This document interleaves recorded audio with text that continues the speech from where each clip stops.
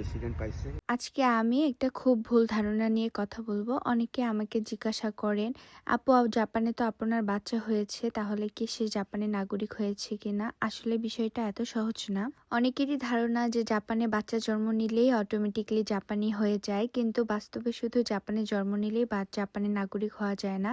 তাই এই ভুল ধারণাটা আজকে আমি একটু পরিষ্কার করেই বলবো। আমি এই ভিডিওটা শুধুমাত্র একটা কারণে করেছি, অনলাইনে অনেকেই ভুল তথ্য ছড়িয়ে আছে। কেউ একজন কিছু বলল আর সবাই সেটাকে সত্যি মনে করে নিল, কিন্তু কোনো দেশের আইন সম্পর্কে না জেনেই মন্তব্য করাটা ঠিক না। আমি নিজেও আগে অনেক কিছু জানতাম না, জাপানে এসে ধীরে ধীরে শিখেছি। তাই আমি যা শিখেছি নিজের অভিজ্ঞতা থেকে সেটাকে আপনাদের সাথে শেয়ার করলাম। আমাদের বাবুর কাগজপত্র করতে গিয়ে অনেক অফিসে যেতে হয়েছে, অনেক নিয়ম কানুন জানতে হয়েছে।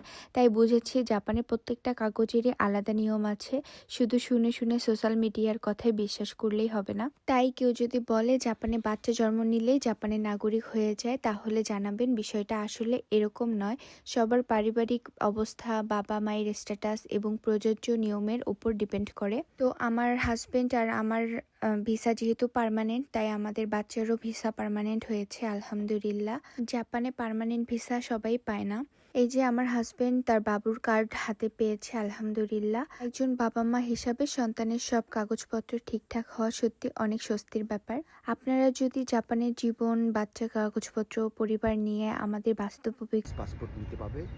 জন্মসূত্রেই ও পার্মানেন্ট রেসিডেন্ট পাইছে। বাবা মা আমরা দুজনেই পার্মানেন্ট রেসিডেন্ট, যার জন্য আমাদের বাবুও পার্মানেন্ট রেসিডেন্ট